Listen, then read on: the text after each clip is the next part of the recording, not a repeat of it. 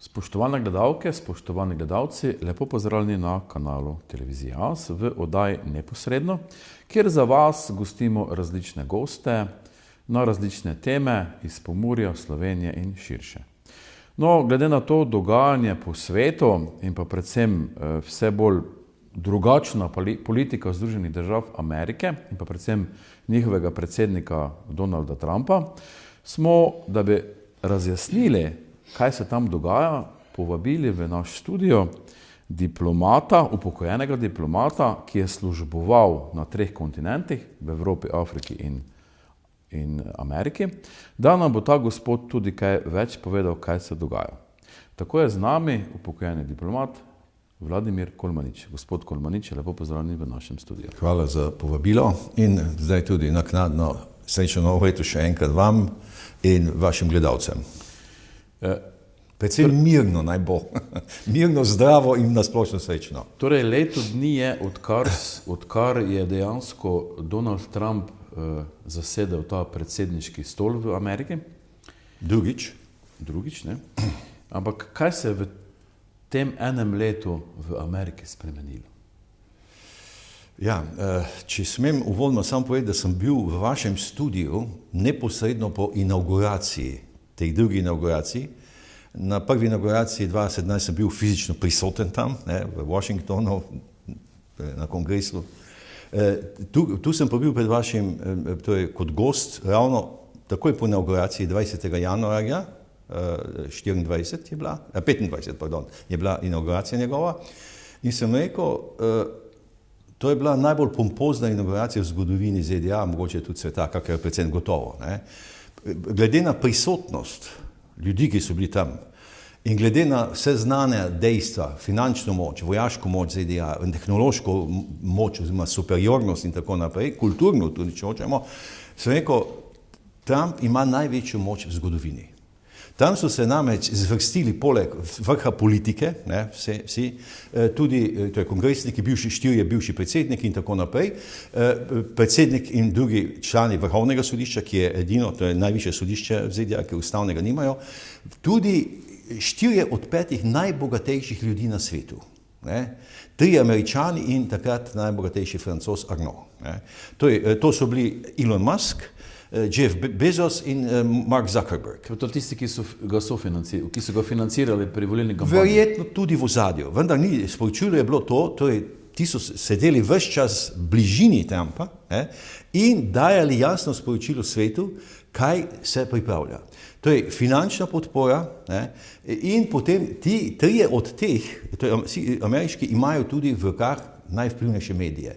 Kot vemo, Musk ima X platformo, Starlink in tako naprej, Zuckerberg ima med drugim Facebook in potem Jeff Bezos ima Washington Post in tako naprej. Skratka, tu se je koncentrirala tako neverjetna moč. Strici iz ozadja. Ja, ali pa v ospredju, oni so tam bili prisotni, hočem povedati.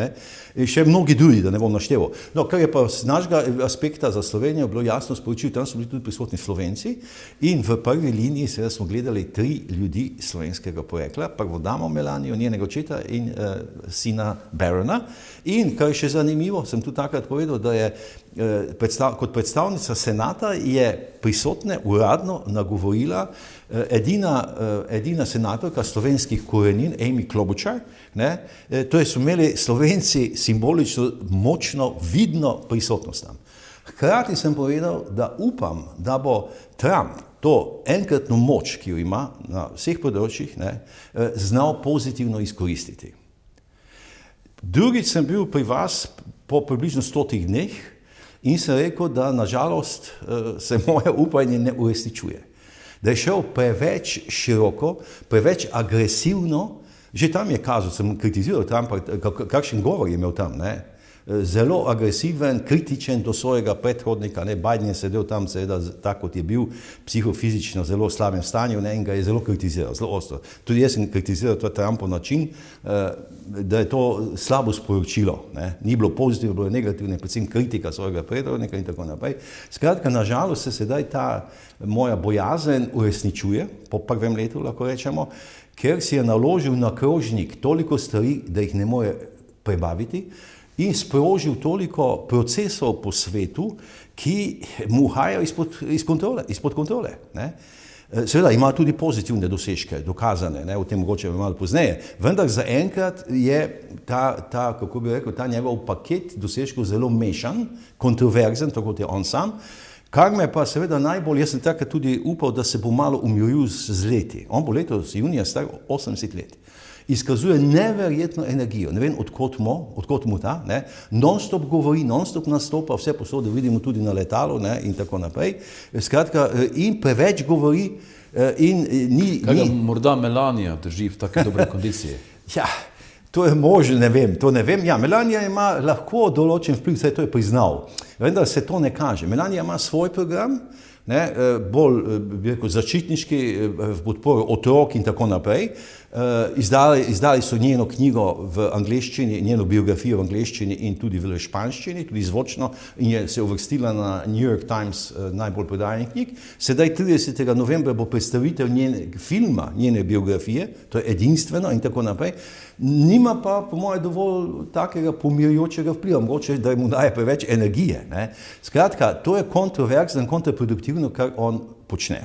Pa morda slovenska politika ve izkoristiti to, da imamo vseeno prvo damo v Ameriki? Premalo. Absolutno premalo, vendar to je neodvisno. Zdaj, en del recimo slovenskih medijev obravnava pozitivno, zdaj recimo že ne vem kolkič zapovrstjo je razglasila revija Reporter za najvplivnejšo osebnost, ne, kar je res.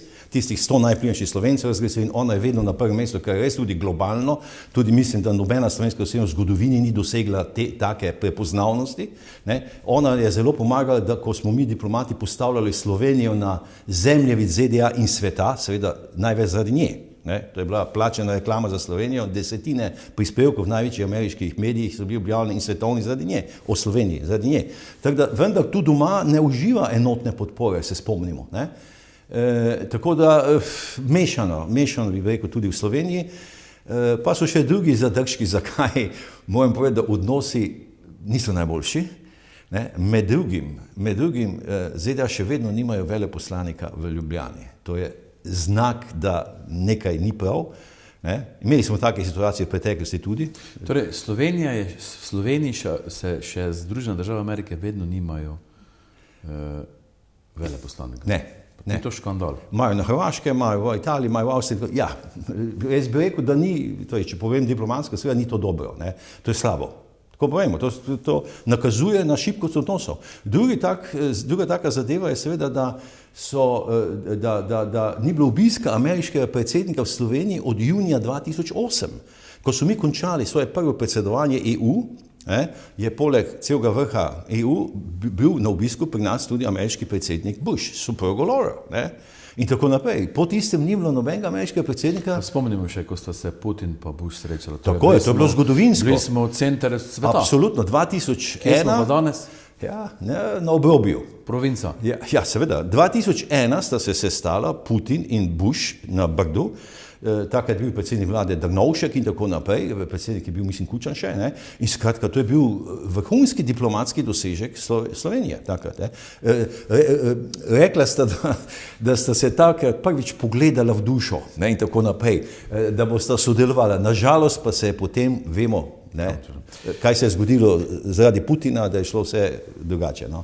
Če gremo sedaj nazaj na ameriškega predsednika oziroma na Združene države Amerike, torej vidimo sedaj tista glavna novica, ki je bila ta ugrabitev venezuelskega predsednika Maduro, ki so ga potem iz Caracasa odpeljali v New York. Ja. Pa morda kako vi gledate na to dejanje Združenih držav Amerike v neki suvereni državi? Oziroma, kako je tudi potekalo? Imate kakšne informacije? Imam nekaj, ja. Jaz moram tole povedati, jaz pač iščem različne vire informacij, nikoli ne eno, to že 50 let počnem recimo in tako naprej, sploh pa kot diplomat. In sem zdaj spremljal razne komentarje in po svetu, tuje medije in naše. Pri nas moram izpostaviti 4 zelo kompetentne ne moje sogovornike več, ki so nastopili v medijih, to je nekdanji zunanji minister dr. Rupel, ki je bil tudi veleposlanik v Washingtonu, nekaj časa so skupno službovala leta 2000 tam.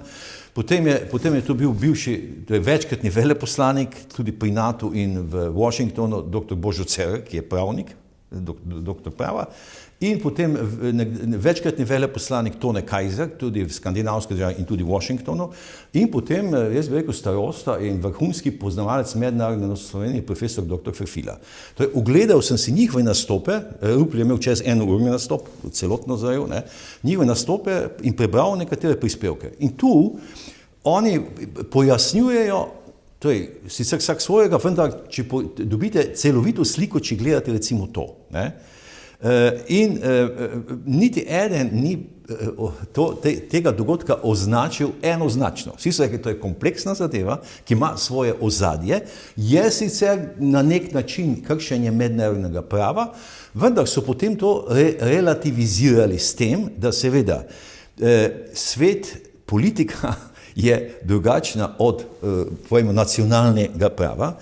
Namreč, vemo, da je Združeni narodi so bili ustanovljeni po drugi svetovni vojni leta 1945 v ZDA, in takrat so si 5 držav, zmagovalk druge svetovne vojne, si je pridobilo status stalnih članic, samo 5, to so ZDA, Združeno kraljestvo, Francija, Rusija, takratna Sovjetska zveza in Kitajska. In one imajo pravico veta na vsak sklep, ki ga sprejmejo ostalih 200 držav. Oni lahko blokirajo. Torej, si te države že jemljajo neko poseben status in v tem smislu tudi ravnajo. Zdaj ne bom navajal Rusija, kaj je počela vse in tako naprej zadnjih. Vse tudi Amerikanci. Ampak vedno, seveda. Vsi so torej, tako. Pa Kitajci niso nič bolj, vsi so v istem zosi. Torej, in zdaj, če te 4, recimo, bi rekel, zelo kvalificirane osebe poslušate, dobite celovito sliko. Poleg tega sem dobil 2 odlična dokumenta, mednarodna analiza, zelo podobne analize celotne situacije in tako naprej, ki osvetljujejo to kot celovito zadevo. In se sklicujejo, vsi omenjajo tako imenovano Monroejevo doktrino. To je doktrina, ki je takratni predsednik ZDA postavil leta 1823. Monroe je bil, če se ne motim, 5. predsednik ZDA. Takrat je bila namenjena temu, da ZDA so nastale leta 1776 komaj, potem so še imeli ene vojne, razne, in seveda to je bilo, da se zaščiti nova država, ZDA, pred mogočnimi vplivi oziroma mogočnimi poskusi agresije strani evropskih držav, najbolj Združenega kraljestva ali Španije in tako naprej. In so postavili to doktrino, da ZDA imajo absolutno pravico v svoji hemisferi, to je v svojem okolju, ščititi svoje nacionalne interese z Ne samo Severna Amerika, ampak Srednja in Južna Amerika. Celotno Ameriko, ker to je zahodna polobla ali zahodna hemisfera. Niso to kolonialne usmeritve. Seveda je to ostanek tistega. In ta doktrina se uporablja v modificiranih verzijah ves čas. Vedno so uspeli nekako prilagoditi in tudi zdaj se sklicujejo na to doktrino, da ZDA imajo, to je lahko tudi neuradna razdelitev na sveta, zahodna hemisfera, pač to je nekako dvorišče ZDA in tu še zlasti velja za Srednjo Ameriko in te države, to je severne države Latinske Amerike. Absolutno, tudi Kanada. Ampak niso razširili oni to Monroejevo doktrino na praktično celoten svet, glede na to, kje vse imajo vojaško oporišče. Pa naj bo to Japonska, pa naj bo to Bližnji vzhod, pa naj bo to Afrika, vse posod imajo vojaško oporišče. Tako je, po drugi svetovni vojni, to je ZDA so išle iz druge svetovne vojne kot absolutni zmagovalec.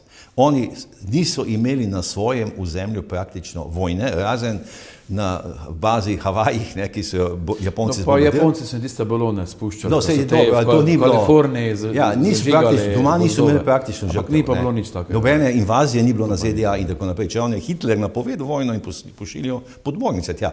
Hočem povedati, in po drugi svetovni vojni so išli kot absolutni zmagovalec, tudi zato, ker so imeli edini jedrsko orožje. Leta 1945, kot vemo, so ga tudi uporabili na Japonskem v 2 mestih, s tem dali jasno opozorilo predvsem Sovjetski zvezi, ki je bila edina konkurentka naj pazi, kaj počne. Ne?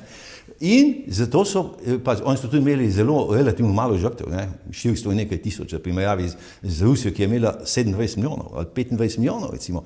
In gospodarsko so se med vojno zelo okrepili, ker so zagnali maksimalno celotno svojo industrijo, da je začela proizvajati vse od jekla in tako naprej, množično, in so zato bili daleč najmočnejša država.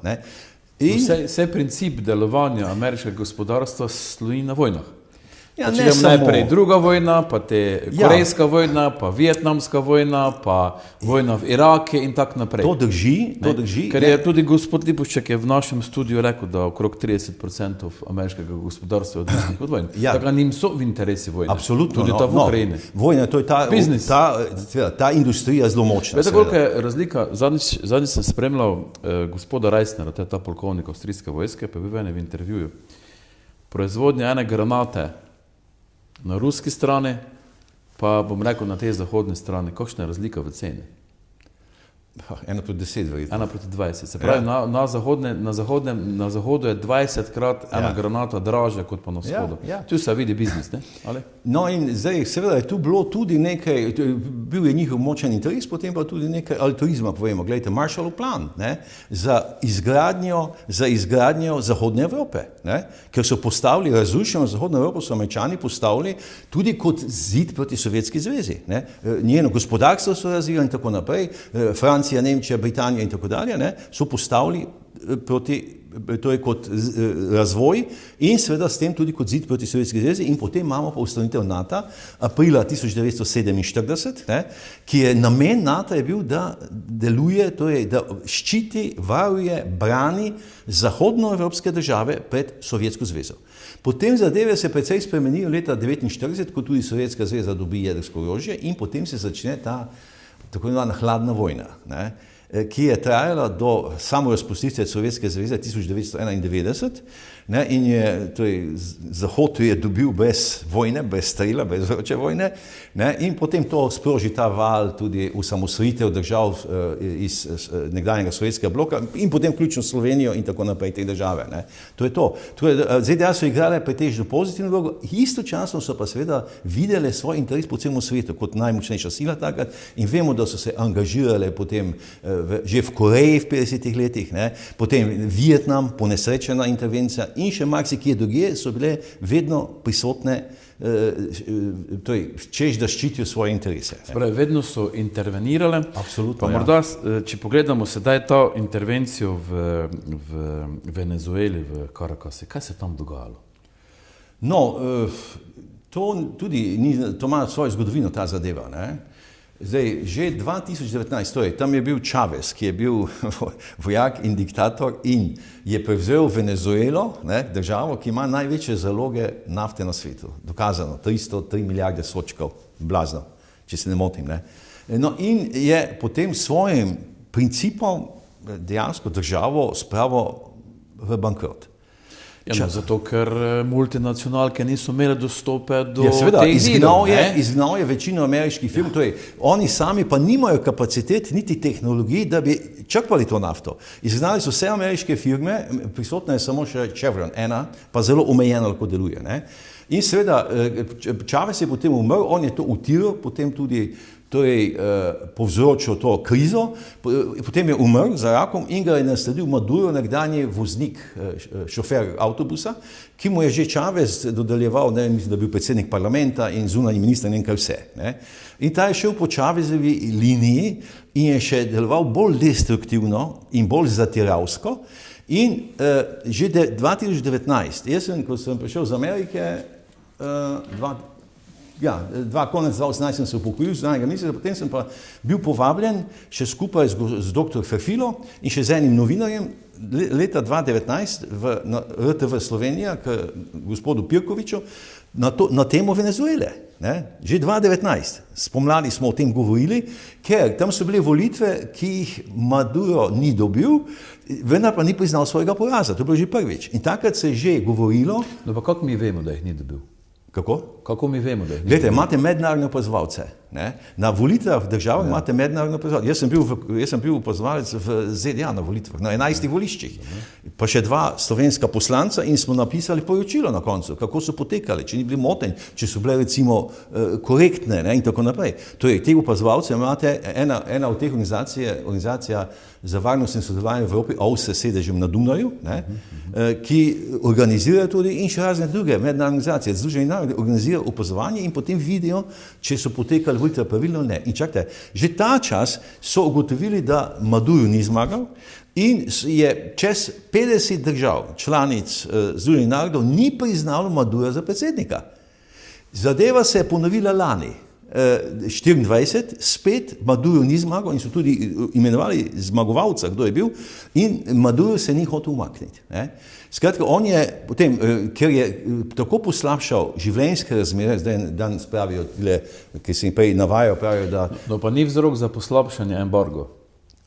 Embargo je samo delno, on je, seveda zaradi tega... Ne more prodati nafte, ne more nič. On je tudi prej lahko bi živeli kolorde, če bi biznis šel. Že za časa Čaveza je bila ta kriza. Ampak kdo je sprožil?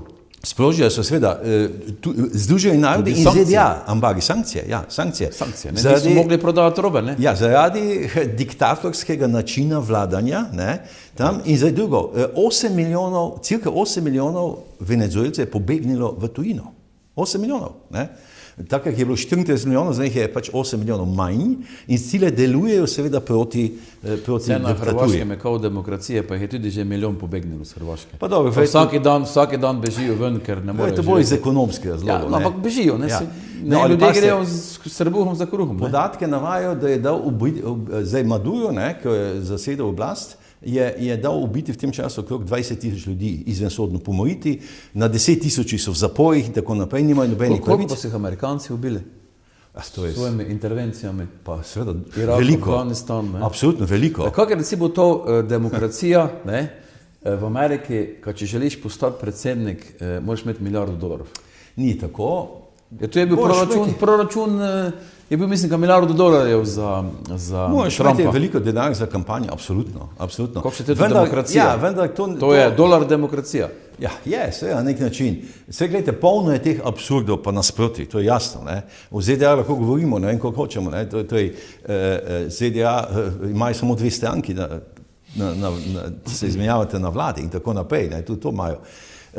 Zdaj, seveda, ZDA imajo svoje napake, veliko pohodov, recimo takih po svetu, ker so one videli svoje interese, da zaščitijo ZDA pa Zahod, da zaščitijo še zlasti pred nevarnostjo komunizma. In so imeli te svoje od Vietnama, če hočete, Koreji in tako naprej. Potem pa pred nevarnostjo islamizma, ko se je zgodil napad 11. septembra 2001 v New Yorku in Washingtonu s 3,000 mrtvimi, potem so začeli širiti proti islamu in vse do Afganistana so zasedali in tako naprej. Seveda so to po moje zgrešene aktivnosti bile. Ampak ko bi bila v Afganistanu Sovjetska zveza, so pa oni pomagali Osamo bin Ladni, to te ljudi postaviti, pa ti se Stingere so pošiljali. Absolutno, en proti drugemu. Vedno to tako nekako oni... Najprej so Rusi zasedli, 79 leta so zasedli in so 10 let bili v Afganistanu, potem so prišli Američani, zato so ti... Pa še nekdaj Britanci, pa... Pa nišče ni mogel osvojiti. Seveda so to ti absurdi. No, zdaj, če bi se vrnila midva mogoče na so to operacijo, kako je potekalo, vi imate informacije, ki morda v naših medijih ni bilo tako prisotno, pa če nam mogoče povete, kako je ta operacija potekala in kaj se tam vse dogajalo. Ja, priprave so trajale že od poletja, pol leta. Uporabili so seveda vrhunske tehnologije in vrhunske obveščevalne službe in vrhunske te enote njihove, specialne enote, kot je Delta Force in tako naprej, izredno strenirane. Potem imeli so očitno precej infiltriranih obveščevalcev CIA tam. Ali, kar je premalo povedano, leta 2019 so ZDA kot prve na svetu ustanovile vesoljske obrambne sile.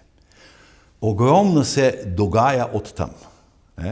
Nadzorovanje, prisluškovanje, snemanje gre z vesolja.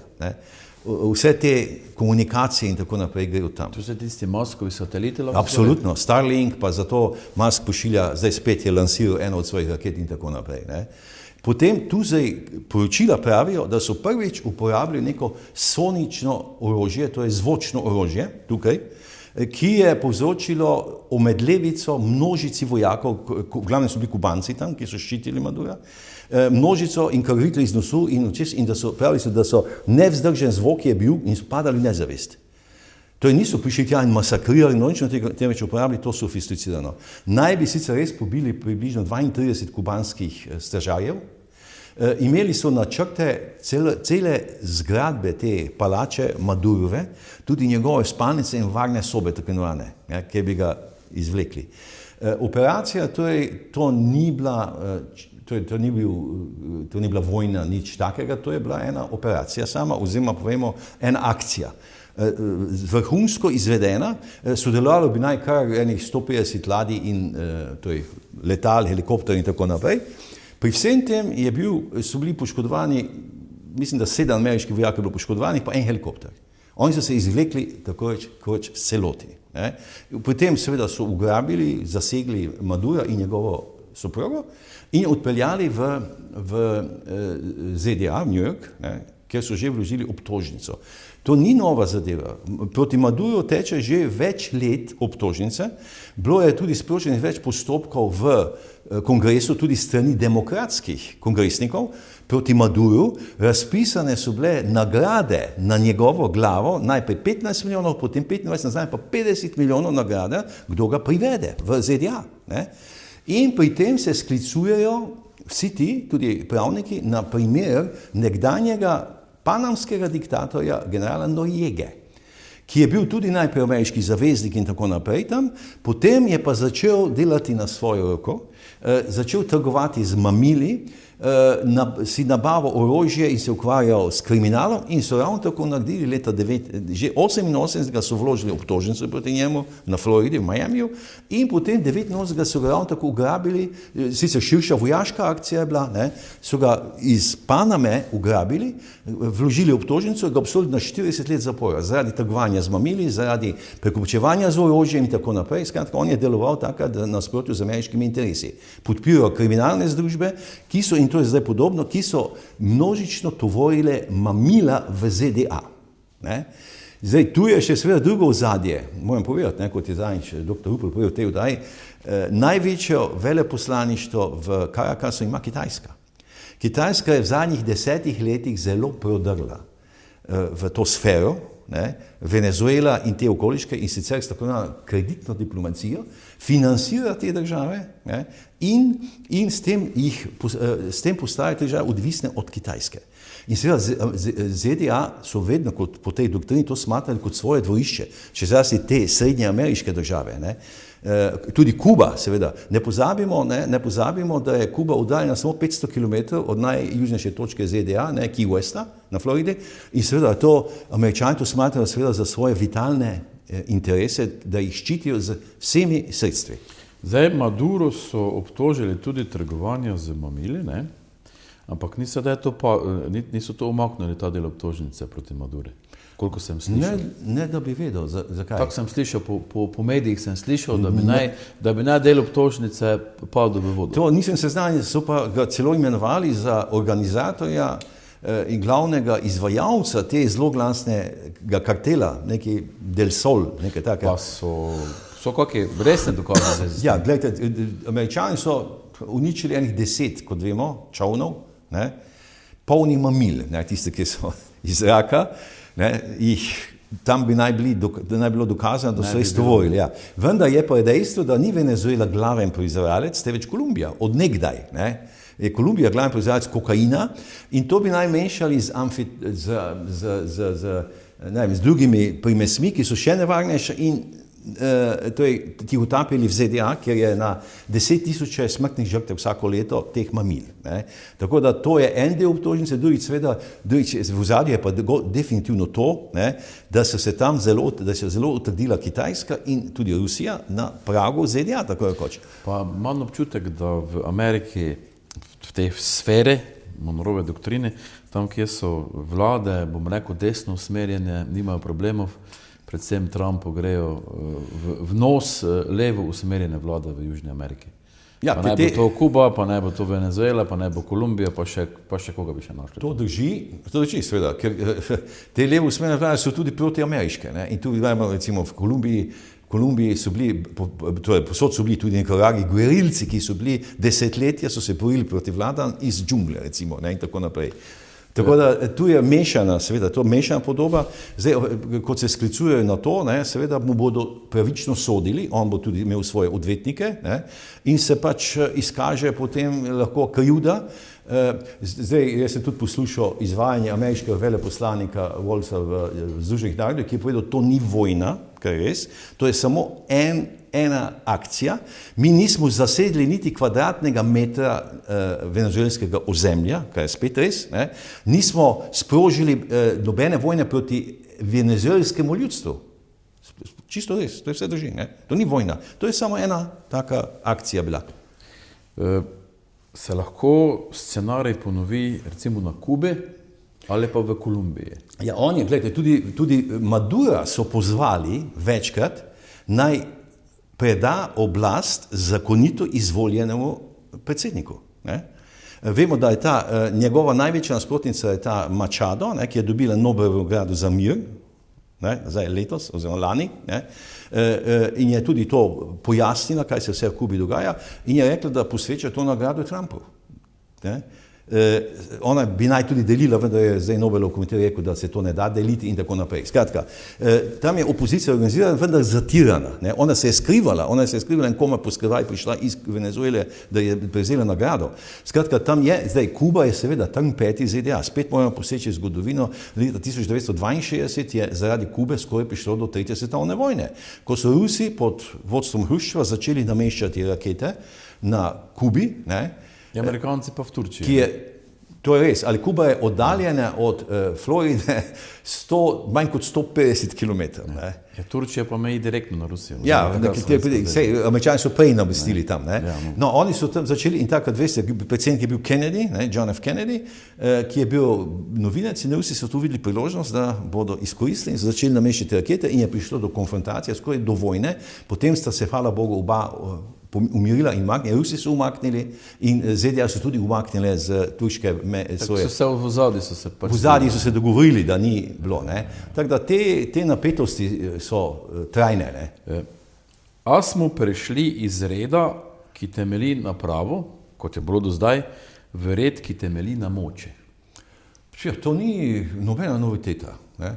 Zdaj odkrito, torej vedno so to Amerikanci delali prikrito, zdaj so pa slekli rukavice in gremo na horuk. Ja ne, samo moramo poseči samo 10-12 let nazaj.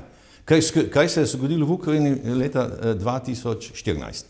Rusi so gladko zasedli Krim in še dele ukrajinskega zemlja. V Majdanu je pa bila revolucija, ki so jo Amerikanci podpirali, z denarjem. Ukrajinci niso zasedli, tam so sporne zadeve tekle, ali Rusi so zasedli... Ja, tam, kje živi ruska manjšina.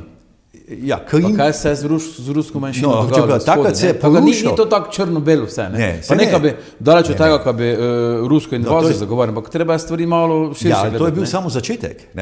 Totalno se je pa sistem zrušil leta 2022, ko so Rusi zasedli še 20% Ukrajinskega zemlja in to še traja 4 leta. Februarja bo 4 leta. Tu se je svetovni red porušil. Takrat se je začel rušiti in potem imamo pa teroristični napad v Izraelu, 6. oktobra 2023, ko seveda teroristični napad, ko Izrael uporabi ekstremno silo, skrajno silo. Kaj pa pred tistim? Koliko Palestincev so na dan pobili?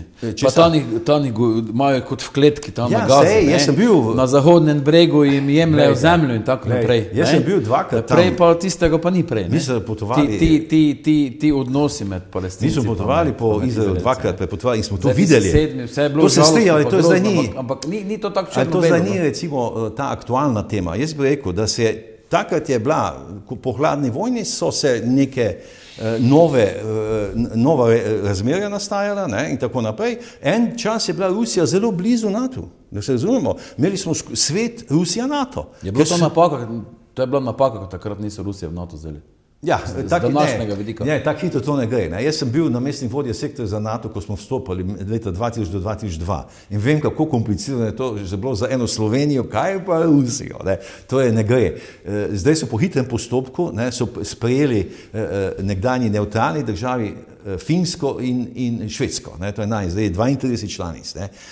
Skratka, vendar, hoče povedati, ta sistem se je začel rušiti v zadnjih nekaj letih, ne, in se je prerazporedil s tem, da pač Rusija zaseda del tuje države, druge države, sosednje države, obsojena je bila z vsemi možnimi sankcijami, ne, od Združenih narodov do EU in do tudi strani ZDA, vendar to drži. Ne. In zdaj nekateri so mnenja tudi, da bo zelo težko odstraniti Rusijo od tam. Ne, kaj pa Trumpove želje po Grenlandiji? Ja, to je sporno, absolutno. Ne. To je čudno, to je neka eskapada, bi jaz rekel. Ne vem, zakaj to počne, popolnoma nepotrebno. Res je, to ima prav. To je zdaj najpomembnejša strateška točka. Namreč tajanjem ledu postaja vedno bolj jasno, utirajo se nove pomorske poti, ne? In tu je ravno Grenlandija na izredno pomembni točki, ker plujejo ladje iz Pacifika, če hočete, mimo, to so ruske ladje, kitajske ladje in vse druge, če grejo v ZDA ali v Kanado, plujejo tu. Zdaj se razkrivajo tudi velikanska bogatstva, ki so tam. Ne? Z taljenjem ledu bo vedno pravijo, da je ogromno vsega tam, teh dragih zemlji, nafte, plina in tako naprej. Res je, da je tam prisoten, da so ameriške baze prisotne, vendar so relativno šibke, zato so zdaj Danci predlagali, da bodo okrepili vojaško prisotnost NATO tam, ne, z novimi bazami, in danska vlada je že alocirala 6 milijard evrov denarja za okrepitev sil. Zdaj, to je že ena garancija, ne, zdaj tudi nemški minister je bil na pogovoru včeraj pri ameriškem zunanjem ministru, ne, nemški zunanji minister pri ameriškem je bil na pogovoru v Washingtonu in je rekel, da je predstavil to, da so pripravljene, ne, druge članice NATO okrepiti svojo prisotnost na Grenlandiji, kolikor bo to potrebno. Ne. To se meni zdi razumna rešitev, to je, če bo NATO tam okrepil svoje baze, da res nihče ne bo mogel drugi usvojiti tega, ker Danska, ki vlada tam, je članica NATO, ne, že zelo dolgo. In potem je nepotrebno to, kar počne Trump. Ne. Kaj bi se zgodilo, če bi Trump aneksiral Grenlandijo? Jaz mislim, da je to norost, ne, da je to nemogoče. To bi bil, pa ne velja za Trumpa reklo, nemogoče je mogoče. Ja, to do neke mere, ja, samo jaz mislim, da upam, da ne bo tega naredil. To bi bilo v nasprotju z njegovimi temeljnimi principi in obljubami, ki jih je dajal pred volitvami 2016, ki sem jih jaz spremljal z prve vojne črte, in 2024.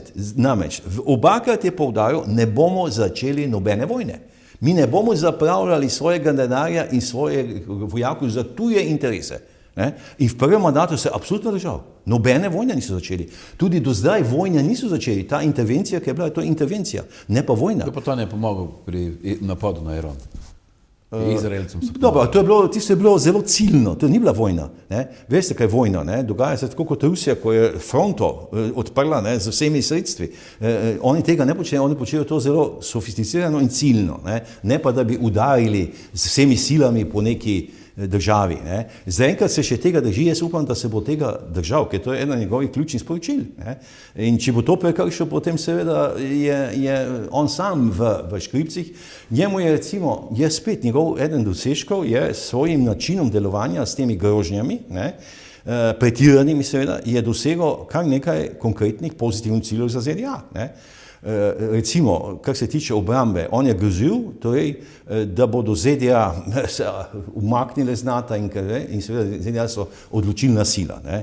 In je na ta način prisilo, da so evropske članice začele uresničevati svoje obljube, ki so jih dale, da bojo dale ustrezen odstotek BDP-ja za obrambo, za lastno in skupno obrambo. Ne.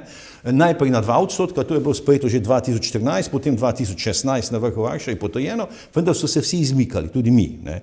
No in potem je tam svojo demagogijo, pa svojo retoriko ostro dosegel, da so začele same evropske države so sprejeli na vrhu EU, da bodo dale najprej 3,5, zdaj že 5%. No, da bodo kupovali ameriško orožje. Ne, Nemčija, to je EU je sklenila 800 milijard bodo investirali v proizvodnjo orožja v EU, največ v Nemčiji.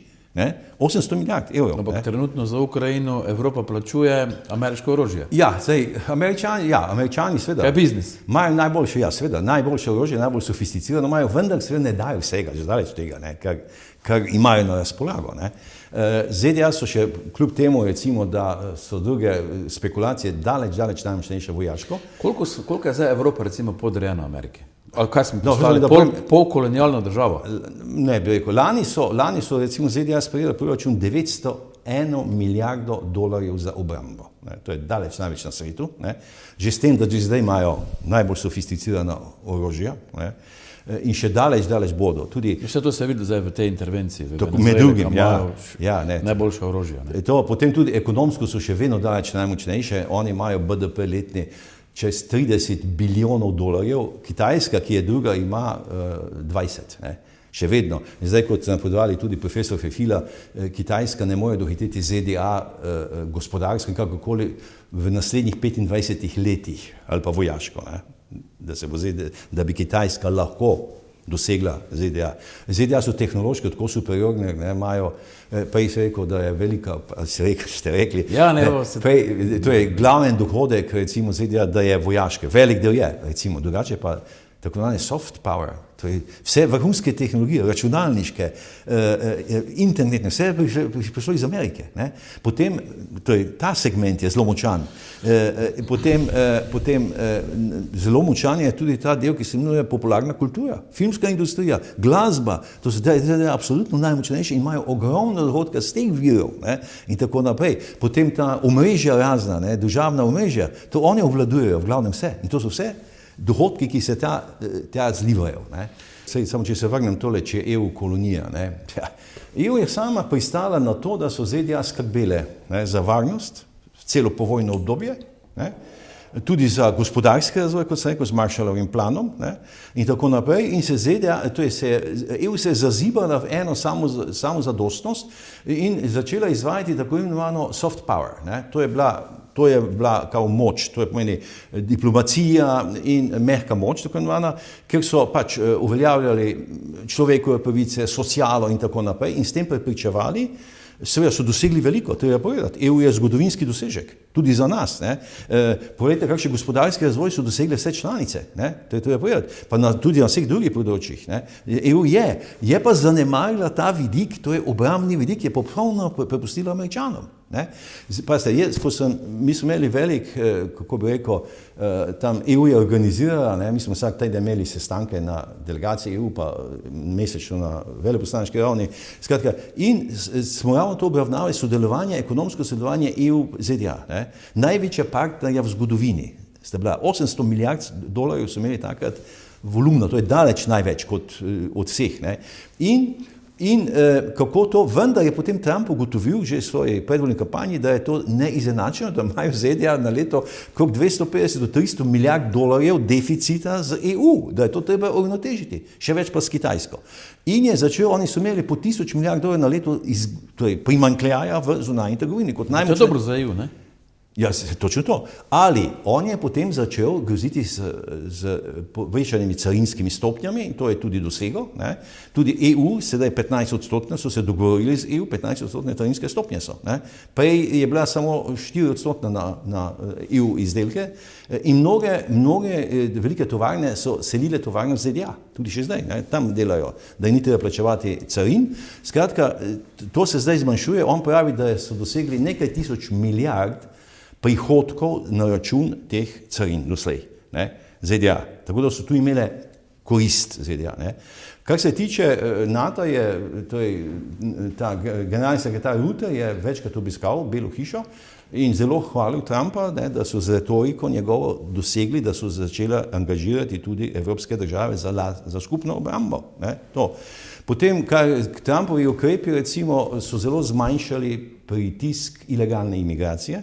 Baje so okrog 2,6 milijonov ilegalnih imigrantov doslej deportirali, oziroma 2 milijona bi jih našlo prostovoljno, s tem, da so dobili neke odpravnine. Pa baje so se ilegalni prehodi zmanjšali, koliko sem slišal. Pravim, 97% baje je upadal pritisk ilegalnih imigrantov. Zelo se je tudi zmanjšal kriminal v ZDA, ne? tudi zaradi tega. Potem pa, spet je sprostil Trump vse vire ameriških energentov. Ne? Spet so postale ZDA neto izvoznik energentov, to je utekočinjenega zemeljskega plina, ki ga izvažajo tudi v Nemčijo, ne? Namesto ruskega. Uspelo mi je, da se v Nemčijo več navaža ruski plin, zdaj se pa pač svojega ponudili, ki je 3 do 5 krat dražji. Ne vem, če to, kar je pa dražji, svojno je dražji. Skratka, tu imajo dohodek in ZDA imajo zdaj najnižje cene goriv na svojih črpalkah, ne? V zadnjih letih. Nemoteno oskrbo in tako naprej. Tako da to je mešano, bi jaz rekel. No, ta migracijska politika, glede na to, ko imamo v Evropi težave, da tega nekako ne dobimo pod kontrolo, bi morda lahko prevzeli v Evropi ta ameriški model. Ja, delno je šla, Evropa zaostruje tole migrantsko politiko, vendar seveda ponekod se ne bo dalo več tole kako bi rekel, urediti, ne? Ker je že toliko pač. ZDA so začele pač deportirati te, ki so bili na spisku kršiteljev zakonov, ne? In tako naprej. Ne? In so kot prve so te deportirali ilegalne, ne? In tako dalje. Ne? Tako da Evropa ima ta problem in tudi niso enotni, ne? Tako da, in so pa začeli naslavljati uradno to vprašanje. Kaj se dogaja z Združenimi narodi? Ja, ali jih čaka usoda društva narodov tam v medvojnem času? Ja, jaz sicer upam, da ne, vendar dejansko imajo neko, preširoko funkcijo v svetu in je tudi dosledno ne izvajajo. Ne morejo. Zdaj pa ZDA so se umaknile iz več teh organizacij, tudi financirale, ker so rekle, mi financiramo, nimamo pa vpliva recimo na te odločitve, kako se ta denar porablja na terenu, recimo. To gre za ogromne zneske. Ne? Potem zdaj teh, kot se prej rekel, 5 stalnih članic, ki dejansko odloča po svoje. Ne? Tako da sistem so že, ko sem jaz bil že v Ameriki, je bilo več predlogov, da bi sistem reformirali, Združenih narodov, da bi bil bolj učinkovit in tako naprej. Zakaj tega nismo naredili, ne vem. Zdaj bo novi generalni sekretar nastopil, mogoče bo ta bolj zagnal, so pa Združeni narodi po svoji krizi. Vidimo, da je to en pravi, da je brezzobi tiger, ne? Da renči pa malo naredi. Videli smo tudi recimo v Izraelu, v Gazi, zelo malo so lahko tam naredili v bistvu. Ne? Zdaj neka humanitarna pomoč priteka. Ja, zdaj, če smo že pri tem, Trump je svojim načinom, spornim načinom delovanja in groženjem vendar dosegal neko premirje v Gazi. Ne? Ta je bila brutalna, kako bi rekel, ne vojna temveč, ja, spopadi, torej, ki so masakrirali civilno prebivalstvo. Vsak dan smo gledali po televiziji tiste prizore, grozne, uničeno, 90% Gaze uničeno, uradni podatki so 60,000 civilov mrtvih in tako naprej, 100,000 ranjenih, brez dom, vendar to se ne dogaja. Že nekaj mesecev se ne dogaja, je tam vsaj neko premirje, začela je dotekati tudi ta humanitarna pomoč in tako naprej. To je v prvi fazi, zdaj naj bi bilo še več faz, da bi dosegli nek končen mir tam. Seveda je pa vprašanje, kaj bo iz Gaze, ker je popolnoma porušena. Ne? Zdaj, ena ideja je, da bi naredili bližnjo vzhodno riviero tam, seveda, kjer bi bili Američani glavni z investicijami in tako naprej. Težko je povedati, ali vsaj neko premirje je. Kaj lahko v letošnjem letu pričakujemo od Trumpove administracije? Moram tole povedati. Negotovo je, ne? Ker on je tako kot je, ne? Preveč impulziven, preveč nepremišljen, če hočete, ne? Preveč energičen, ne? Hiperaktiven in tako naprej, kar je negativno. Ne? Preveč rad nastopa, to sem že večkrat kritiziral ali omenjal. To njegovo nastopaštvo je škodljivo, razen če je to njegova taktika pa strategija, ne? Da nasprotnika zmede. Ne? Drugače pa to se ne dela, diplomacija se ne dela tako kot on pred kamerami, ne? In prihaja do tistih neprijetnih scen, kot je imel Zelenski v Beli hiši in tako naprej. Ne? To je bilo mučno za vse. No, skratka, zdaj pa ste zadnje mu celo priznavajo, da je nek napredek pri pogajanju z Ukrajino, glede Ukrajine. Mu priznavajo. Ne? Tako da tudi zdaj dr. Fefilo je rekel, to je določen dosežek. Ne? Tudi vojna se obstreljuje, vendar ni tam totalna vojna, povemo. Ni fronte več, ki bi se premikala, ker bi bilo na 1000 mrtvih. Ne? Obstreljuje se z nekaj mrtvih, nažalost, vendar pa ni več te vojne. In tu so pogajanja še odprta, še tečejo. Ne? Skratka, tako da to je to, na mednarodnem področju je kar nekaj tega dosegel. Ne? Zdaj pa takole, vprašanje, kaj bo naprej. Staro leto smo pričakali v Ljubljani s prijatelji in smo točno to malo debatirali, kaj nas čaka leta 26. Naslednji dan, ko sem se zbudil v našem stanovanju, sem šel na računalnik in si napisal zelo kratko, kaj lahko pričakujem. To je bilo 1. januarja, to niso še ti najnovejši dogodki, ki nas dohiteli. In sem si zapisal, leto 26 bo posebno leto za Slovenijo, za ZDA in za svet. In če smem, bi tole povedal zakaj. Slovenija bo imela izredno leto, ker imamo 35. obletnico samostojnosti Slovenije, kar bo vrsta dogodkov, imamo parlamentarne volitve 22. marca in potem imamo novembra lokalne in županske volitve. To je izjemno, to se dogaja kvečem vsaka 4 leta, ne? In taka obletnica, da pade ravno 35. obletnica samostojnosti Slovenije bo, to je dosežek. Ne? Moram pa še povedati tu na lokalni ravni, gre za Amerike in sveta, na lokalni ravni bo tudi pomemben dogodek 35. obletnica ustanovitve Lions kluba Murska Sobota.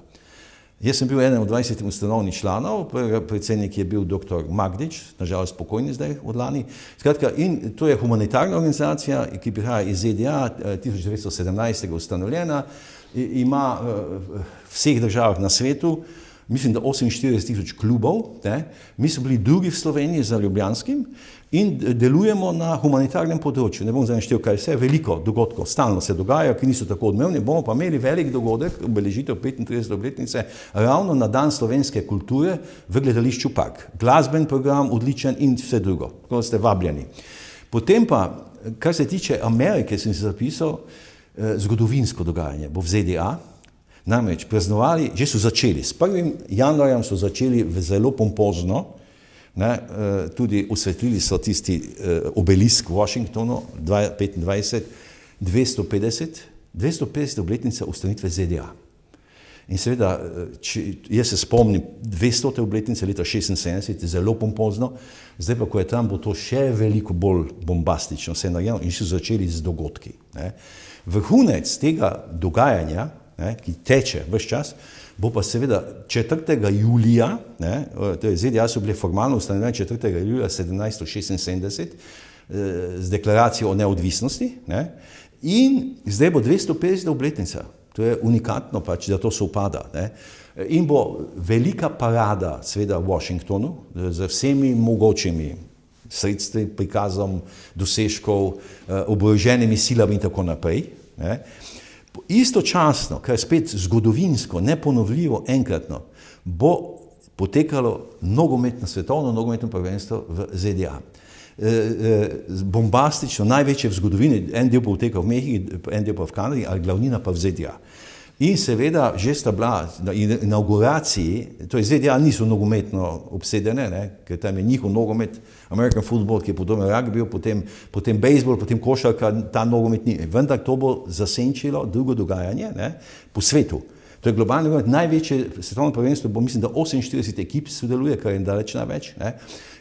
Že na inauguraciji je bil vidno prisoten predsednik FIFA, svetovne organizacije Infantino, pozneje sta pa pred kratkim sta v Beli hiši bila na obisku pri predsedniku Trumpu, Infantino in najboljši nogometaš, Cristiano Ronaldo, ne, v Beli hiši, to je že ta pomp se usmerja in finale bo v New Jerseyju v ZDA. Nogometno prvenstvo, ki bo trajalo ravno v tem obdobju praznovanja 250. obletnice ZDA. Ne, to. Pa še en element, ki ga bo spet Trumpov ego seveda maksimiziral, to je, on bo praznoval svoj 80. rojstni dan 26. junija, vse v tem časovnem okvirju. Tako da ZDA bodo letos v centru dogajanja, svetovnega dogajanja, zaradi tega, kar sem naštel. Kaj bodo, jaz upam, da se bodo koncentrirali na to pozitivno dogajanje. Enkratno sopadajo ti dogodki, ne? In da bo Trump znal rajši to pozitivno uporabiti v korist vseh, ne pa da bi začel kakšne nove avanture, pa nove intervencije. Jaz iskreno to upam. Ne? In tu ima zgodovinsko priložnost, da se res dokaže kot svetovni voditelj, kot državnik. Ne? Tu so same imenitna izhodišča za to. Ne. Tako da, kaj bo drugo počel, je pri njem nepredvidljivo. Jaz upam, da ne bo Grenlandije. Kubo je sicer pozval, naj se tudi tam spremeni diktatura. Zaprl je pipico, Venezuela je bila glavni dobavitelj nafte, Kubo, in to pipico so zdaj zaprli s temi blokadami. Zdaj, ja, odprta je najnovejša fronta, seveda Iran. Iran, ne bomo govorili, to je stara rana iz leta 1979, ko so tam verski islamisti zavzeli oblast in ugrabili med drugim 52 ameriških uslužbencev ameriškega veleposlaništva in jih držali v ujetništvu 444 dni. Predsednik je bil Carter takrat in je poskusil neuspešno osvoboditi, pa je spodletelo. In Carter je tudi izgubil volitve zaradi tega, ne, proti Reaganu, ne, in tako naprej. Torej, Iran se odpira, Iran je seveda določeno nevarnost predstavlja, vendar jaz upam, da se Američani ne bodo zapletli not. Torej, tu so lahko razne akcije, torej zdaj dan sem BBC gledal zjutraj kot vsak dan, poročajo že najmanj 650 mrtvih, ne, ti demonstranti v Iranu, ne, in tako naprej. Trump je pa ravno to rekel, če bojo mnogo mrtvih, da bojo oni intervenirali. Torej, če že, jaz upam, da bojo samo tako filigransko, oziroma kirurško intervenirali, ne pa z vojsko. Ne. To je, Iran je vendarle sila, ne, 80 milijonov, koliko ima, ne. Jedrska orožja nima, če ono se namiguje, je pa v bližini Izrael, ki preži na to, ne, tako da to je velika potencijalna nevarnost. Ne. Še eno si bi povedal, eno izkušnjo najnovejše v Sloveniji. Ne. Prej sem povedal, da odnosi na žalost ZDA niso dobri, ne, šibki. K temu prispevajo tudi slovenski mediji svojim neobjektivnim, pristranskim in rekel celo žaljivim poročanjem o ZDA, tudi o predsedniku, tudi v prvi dami. To ni nova zgodba. Jaz sem 2 leti in pol bil vodja sektorja za Amerike in smo, takrat je bil predsednik Obama, ne, pri nas so se menjavale vlade in tako naprej. In smo poslušali ameriškega veleposlanika, kako se je stalno pritoževal, meni osebno in tudi ministru zunanjem in tako naprej, kako imajo negativni odnos do ZDA slovenski mediji, slovenska javnost in tudi to, da ovirajo ameriške investicije v Sloveniji in poslovanje. Ne. On je to uradno se pritoževal. Ne. In so tudi objavili eno globalno anketo, po kateri so bili Slovenci na 6. mestu državljanov držav, ki so imeli najslabše mnenje o ZDA. Meni so to servirali v zunanjem ministrstvu v Washington, takoj, ko sem prišel na predstavitev tja. Ne. In sedaj vidim, da se to precejšnji meri ponavlja. Ne. Glavni mediji, recimo, so zelo negativni. In zdaj, kar me šokira, so me opozorili na to, zdaj ta karikatura, ne, to so včeraj tudi na Dnevniku kazali, ste videli, ne? Ja, sem videl. Karikatura, oljnimi brki. Ja, skrajno neokusna in nevarna. Glejte, naloge tujih veleposlaništev po vsem svetu in tudi naših je, da sproti poročajo to, kaj mediji poročajo o njihovi državi, ne, s tem konkretno ameriško veleposlaništvo je tako javilo to v ZDA. Tako smo mi sproti poročali, kaj so ZDA poročali, v ZDA mediji poročali v Sloveniji. Na srečo so takrat bili pretežno pozitivni zaradi Melanije. Ne. Drugače pa tudi negativne stvari smo poročali. To so takoj sporočili ZDA. Kaj pa neka svoboda izražanja, pa svoboda umetniškega ustvarjanja, pa to, zdaj, če nekaj narediš, kaj mene ne pošlje, te tako imel nasprotnik. Ja, samo kje je te zdaj to tista svoboda, ki jo Amerikanci tako na veliko razvalijo? Ja, to je zloraba. Zdaj pa še to hočem povedati, ker pri nas tega ne omenjajo. Ne. To je zloraba svobode. Trump je lani dosegel 2 zmagi proti 2 velikima ameriškima medijama, ABC News pa CBS. 60 milijonsko odškodnino in 50 milijonsko odškodnino izterijo v njih, sporazumno. Potem BBC, zaradi lažnega poročanja o Trumpu, tiste so zmontirali en tisti film, sta na BBC-ju odstopila generalni direktor in glavna urednica. BBC je najstarejši javna hiša, javni medij na svetu. In tudi javna hiša. Javni medij, ja. To je največji in najstarejši javni medij na svetu, več kot 100 let star. Ne? In zdaj je zagrozil z milijardnim odškodninskim zahtevkom do BBC-ja. Hočem povedati. Spomnimo se tudi pri nas, takratna odvetnica Melania Trump, sedanja predsednica, Nataša Pirc-Musar je dobila tožbo, ker je se Melania, to je že 10 let in več nazaj, proti nekemu mediju, ker je grdo pisal o tem. Zdaj pa samo še tu dejstvo. Ta karikatura je neokusna, žaljiva, kakoli to že je, žaljiva, nesramna in bo še poslabšala odnose z ZDA. Ne? In da še to povem, zgodovinsko gledano je pa totalen absurd in totalna neumnost primerjati Trumpa s Hitlerjem je blazno. Totalna ignoranca zgodovinskih dejstev. In sedaj gre tu eden, ne bomo ga imenoval, ker bi moral uporabiti najslabše izraze o tem, enačiti Hitlera in Trumpa. Ta tip nima pojma o zgodovinskih dejstev, njegov intelekt, ne bomo rekel, kje, pa ta medij, ki je to objavil, lahko računa po mojem s kakšnimi tožbami. Ne? In s tem se hvalijo naši, seveda, Amerikanci so zgroženi in seveda doma alarmirani. Kaj to počne Slovenija, domovina prve dame ZDA?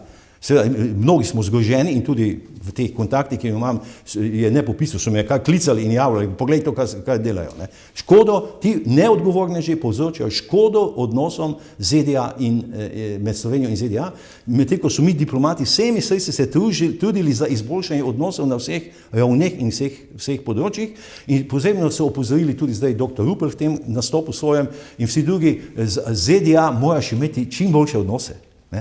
Ti poznavalci to pravijo. Ne? Tako da jaz upam, da ne bojo stopnjevali tega in upam seveda na koncu, da bo Trump se umiril, da se bo posvetil temu zgodovinske priložnosti, ki sedaj ima v letu 2026 in da ne bo se spuščal v nove avanture, ki bi škodile njemu in celotnemu svetu. Gospod Vladimir Konmanič, hvala lepa za obisk našega studia in hvala lepa za zanimivo debato. Prosim, hvala, zahvaljujem se, da ste me prenašali. To je tako široka tema, da seveda bi lahko govorili ure in ure, ne? O tem pa mislim, da je dovolj. Upam, da bojo vaši gledalci z zanimanjem poslušali. Hvala.